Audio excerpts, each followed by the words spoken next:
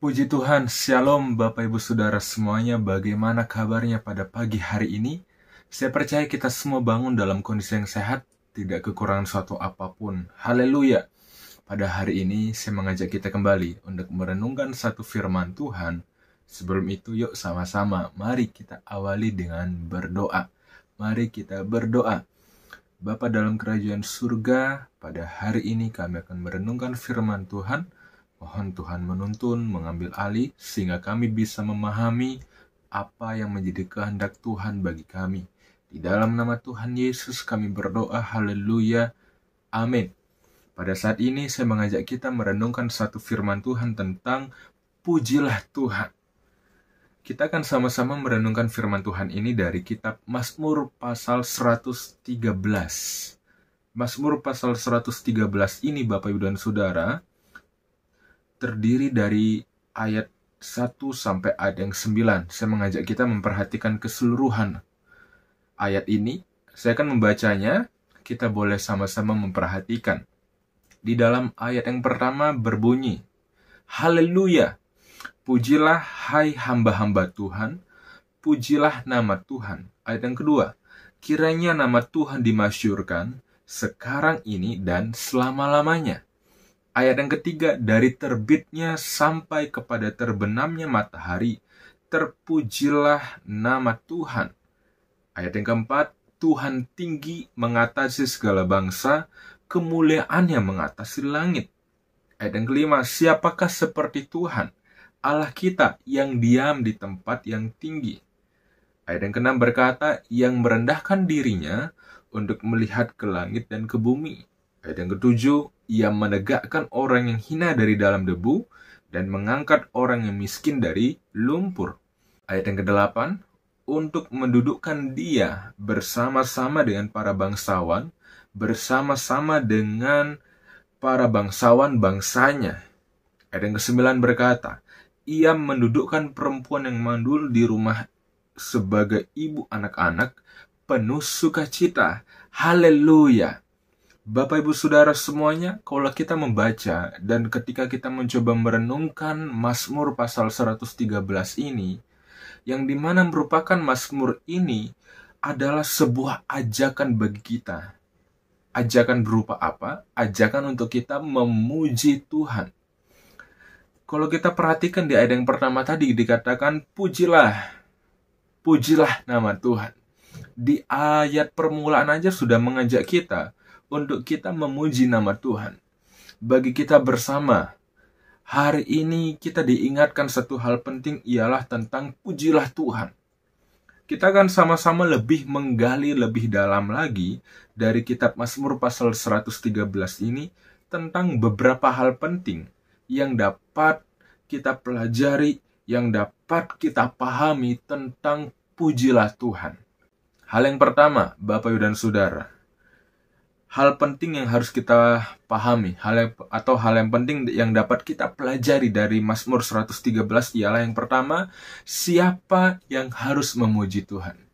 Suatu pertanyaan sederhana bagi kita bersama hari ini. Siapa sih yang seharusnya memuji Tuhan itu? Siapa? Apakah hanya saya? Atau hanya Bapak Ibu? Atau siapa yang harus memuji Tuhan? Ya kan?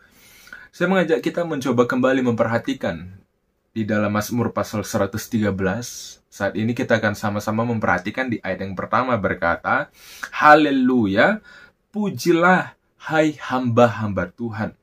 Pujilah nama Tuhan. Ada suatu ajakan untuk kita memuji nama Tuhan.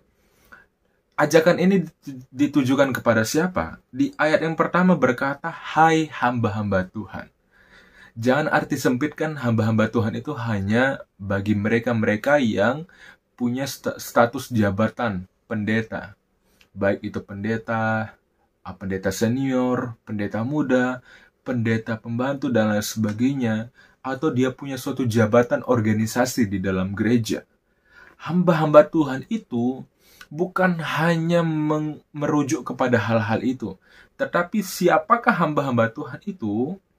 Ternyata Bapak dan Saudara, kalau kita mencoba memahami, ternyata hamba-hamba Tuhan itu merujuk kepada semua umat Tuhan, semua pribadi yang mau belajar setia mengiring Tuhan. Termasuk kita, termasuk saya dan Bapak Ibu Saudara semuanya. Kita adalah hamba-hamba Tuhan. Karena apa? Karena kalau kita melihat saja dari peristiwa ketika Maria didatangi oleh malaikat, apa yang Maria katakan? Jadilah padaku karena aku ini adalah hamba Tuhan. Ini menunjukkan bagaimana sikap seorang Maria menyadari bahwa dirinya adalah hamba Tuhan. Dirinya adalah pribadi yang Tuhan pakai. Saya percaya saya dan saudara adalah orang-orang yang Tuhan pakai. Sehingga ayat ini merujuk kepada, bukan hanya kepada pribadi tertentu, tetapi kepada kita semuanya sebagai hamba-hamba Tuhan. Kita adalah anak-anak Tuhan yang sudah ditebus oleh darah Kristus. Lewat pengorbanan Tuhan Yesus kita dilayakkan. Sehingga kita dapat bisa berkata, aku adalah hamba-hamba Tuhan. Yang dimana kitalah yang harus memuji Tuhan. Amin. Katakan bersama saya harus memuji Tuhan. Haleluya. Hal yang berikutnya Bapak dan Saudara, lebih dalam lagi saya mengajak kita mencoba menggali di dalam Mazmur 113 ini. Kalau tadi yang pertama siapa yang harus memuji Tuhan, maka berikutnya ialah kapan kita harus memuji Tuhan. Kita sudah tahu siapa yang harus memuji Tuhan, yaitu kita bersama. Namun pertanyaannya selanjutnya, kapan kita harus memuji Tuhan? Apakah hanya ketika kita ada dalam suatu ibadah, di hari Minggu, atau di dalam komsel-komsel, atau kapan waktunya kita harus bisa memuji Tuhan? Saya mengajak kita kembali memperhatikan di dalam Mazmur pasal 113 ini, kita perhatikan di ayat yang kedua dan ayat yang ketiganya sekarang. Ya, di ayat yang keduanya berkata, kiranya nama Tuhan dimasyurkan. Saya percaya melalui pujian kita, melalui ucapan syukur kita, melalui penyembahan kita, saya percaya nama Tuhan dimasyurkan.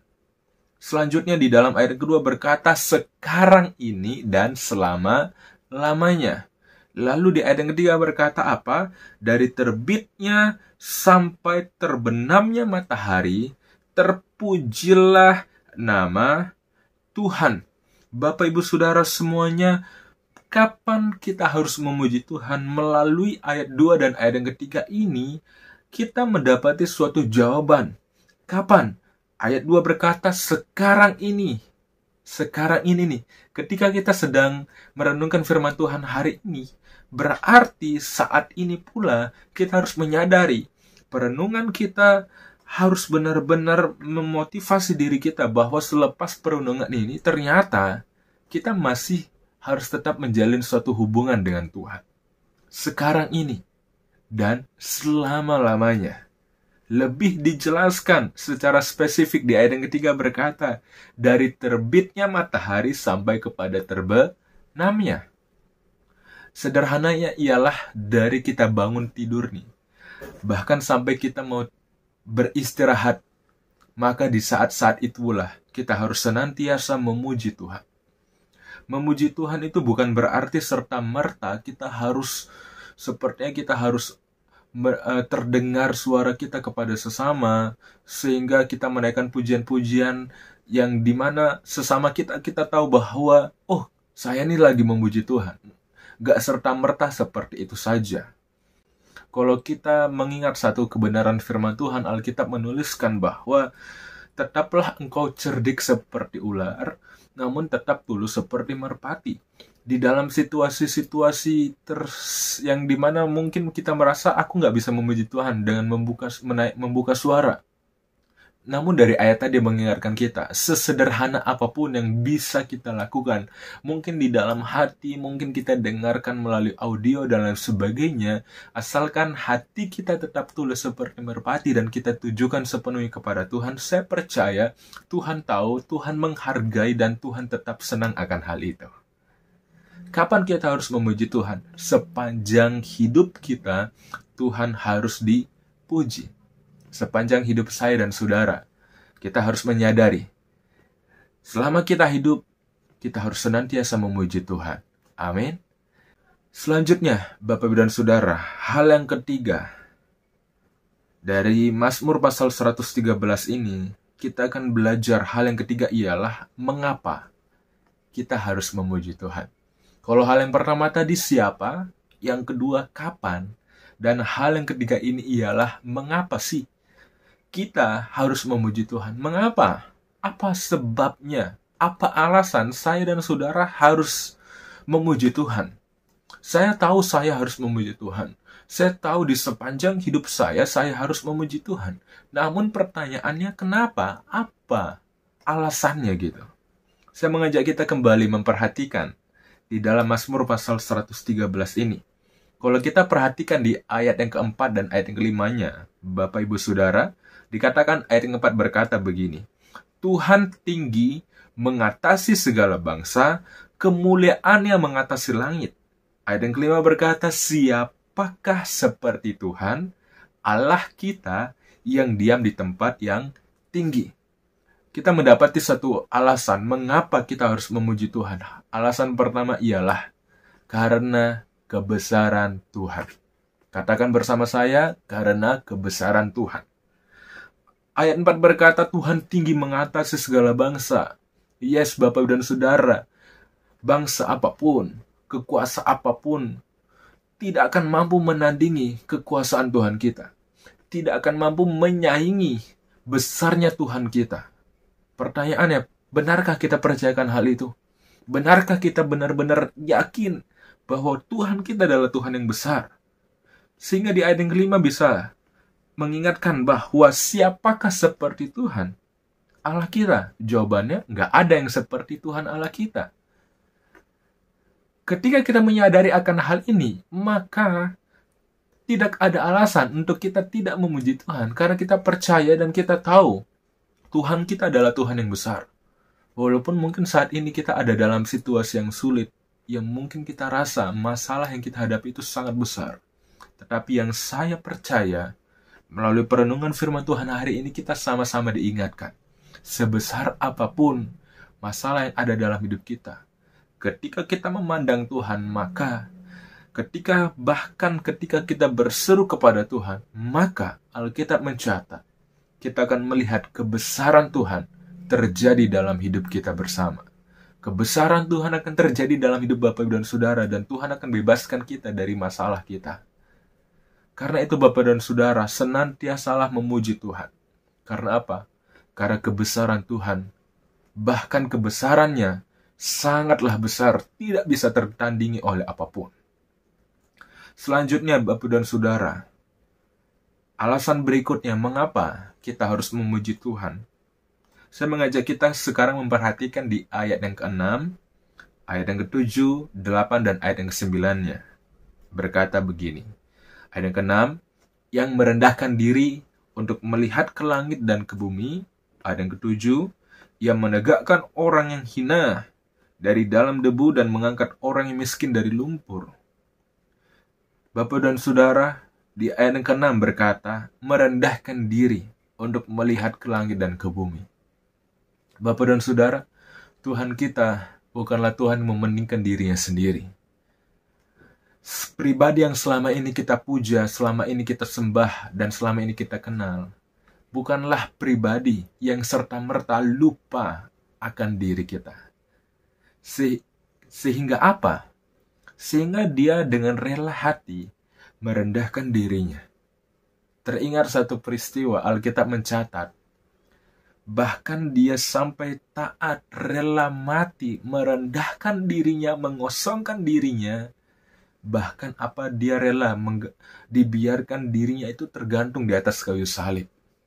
Itu menjadi bukti nyata bahwa Tuhan itu layak kita puji. Karena apa? Karena kasih-Nya sangatlah luar biasa bagi setiap umat-umatnya. Bagi setiap pribadi kita hari ini, Tuhan ingatkan kita bahwa kasih Tuhan itu sangat besar bagi kita bersama. Bahkan dia rela merendahkan dirinya, melihat ke langit dan ke bumi. Bahkan dia menegakkan orang yang hina. Bapak dan Saudara, adakah di antara kita merasa bahwa hidup kita nggak layak? Adakah di antara kita merasa bahwa sebenarnya saya ini nggak pantas? Namun melalui firman Tuhan hari ini, kita diingatkan bersama bahwa kasih Tuhan itu tidak terbatas kepada pribadi siapapun. Kasih Tuhan itu tertuju kepada siapapun. Tuhan ingin rubah pandangan kita, yang kita rasa mungkin diri kita nggak layak. Tetapi ketika kita mau senantiasa memuji Tuhan, kita merasakan kasih Tuhan, maka saya percaya, di situ kita akan merasa, ternyata melalui oleh karena kasih itu, maka sayalah dilayakkan oleh Tuhan. Di ayat yang ke-8 berkata untuk mendudukkan dia bersama-sama dengan para bangsawan, bersama-sama dengan para bangsawan-bangsanya. Yang dahulu kita rasa saya bukan siapa-siapa, ternyata Tuhan angkat tinggi diri kita. Ayat yang ke-9 berkata, ia menundukkan perempuan yang mandul di rumah sebagai ibu anak-anak penuh sukacita. Haleluya. Ayat yang ke-9 ini Bapak dan Saudara, ini merupakan suatu gambaran bahwa mungkin kembali ada di antara kita yang merasa bahwa Tuhan, sebenarnya aku ini pantas untuk dihina. Namun oleh karena kasih Tuhan, saya kembali mengingatkan bahwa kasih Tuhan yang besar itu, kasih Tuhan yang nyata itu akan memulihkan diri kita kembali. Karena itu Bapak Ibu Saudara semuanya, yuk sama-sama senantiasalah kita puji Tuhan. Mengapa? Kembali ada dua hal penting tadi. Yang pertama karena kebesaran Tuhan, dan yang kedua oleh karena kasih Tuhan. Kesimpulan perenungan firman Tuhan pada hari ini, melalui kebenaran firman Tuhan di dalam Mazmur 113 ini, memberikan sebuah 3 pelajaran penting. Yang pertama, siapa yang harus memuji Tuhan? Apa jawabannya Bapak dan Saudara? Yaitu kita semua yang percaya kepada Tuhan. Yang kedua, kapan kita harus memuji Tuhan? Jawabannya apa? Kita harus memuji Tuhan sepanjang hidup kita. Dan hal yang ketiga, mengapa saya dan saudara harus memuji Tuhan? Jawabannya apa? Yang pertama, karena kebesaran Tuhan. Dan yang kedua, oleh karena kasih Tuhan. Kiranya melalui kebenaran firman Tuhan ini kita diingatkan bersama untuk senantiasa mau memuji Tuhan. Dan senantiasa menyadari bahwa memuji Tuhan merupakan bagian yang tidak bisa kita lepaskan dari hidup kita. Mari kita tutup perenungan firman Tuhan di dalam doa. Mari kita berdoa. Kami bersyukur untuk perenungan firman Tuhan yang mengingatkan kami bersama untuk kami senantiasa mau memuji Tuhan. Tanamkan firman Tuhan ini agar tidak berlalu begitu saja, tetapi kami semakin mengerti akan kehendak Tuhan bagi setiap diri kami. Terima kasih Tuhan, terima kasih. Kami alaskan doa syukur kami di dalam nama Tuhan Yesus kami berdoa, haleluya, amin. Tuhan Yesus memberkati Bapak Ibu Saudara semuanya, tetap semangat, percaya Tuhan Yesus tolong hari ini. Tuhan Yesus memberkati, shalom.